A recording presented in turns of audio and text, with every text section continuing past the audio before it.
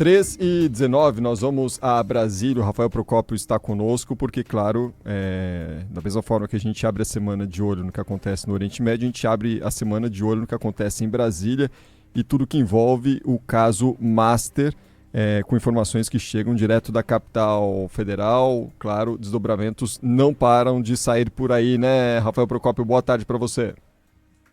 Boa tarde, Cris. Boa tarde, Zaidan. Excelente segunda-feira e semana para Procópio. vocês e para todo mundo que está com a gente aqui na Rádio Bandeirantes.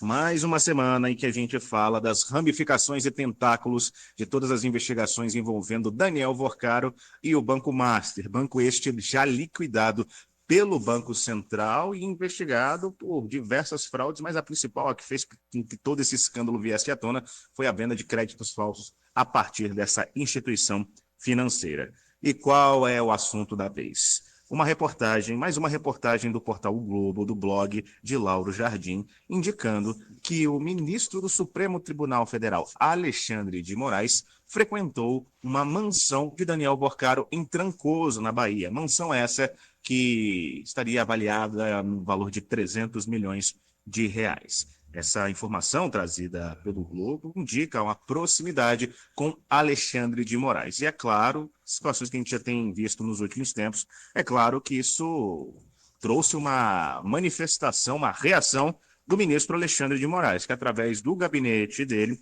afirmou que é integralmente falsa essa afirmação e disse ainda que o ministro jamais realizou qualquer viagem particular com Daniel Vorcaro para qualquer destino, sendo improcedentes as tentativas de vincular a agenda pessoal dele a tais encontros. Lembrando que no curso das investigações, algumas mensagens estariam atribuídas entre Daniel Vorcaro e Alexandre de Moraes, especialmente no dia da primeira prisão dele, lá no mês de novembro do ano passado. Essas situações estão em investigação e o ministro também já negou veementemente que ter trocado mensagens ou ser próximo de Daniel Vorcaro, que caso isso fosse confirmado, lembrando que as mensagens trocadas entre Daniel Vorcaro e esse contato que afirmam, principalmente o jornal, afirmam que foram com Alexandre de Moraes, eram mensagens de visualização única.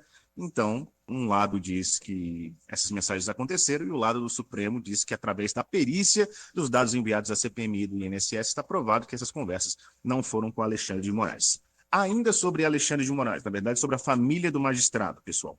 O escritório Barce de Moraes, Sociedade de Advogados, da advogada Viviane Barce de Moraes, pelo nome a gente já vê que é uma pessoa próxima ao ministro Alexandre de Moraes, no caso, a esposa, divulgou uma nota nesta segunda-feira sobre a prestação de serviços ao Banco Master de Daniel Vorcaro, que está preso há cerca de 2 semanas, menos de 2 semanas. O escritório informou que foi contratado entre fevereiro de 2024 e novembro de 2025 para prestar consultoria jurídica ao banco.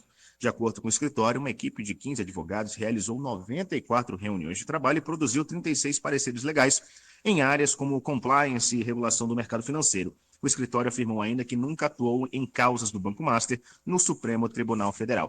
Essa manifestação do escritório da esposa de Alexandre de Moraes vem pela informação que veio também à tona de que esse escritório firmou um contrato que, ao final de tudo, cerca de 3 anos de contrato, iria render cerca de 129 milhões de reais de pagamento de Daniel Vorcaro e do Master a esse escritório ligado à esposa de Alexandre de Moraes. Valores que não são praticados na advocacia brasileira.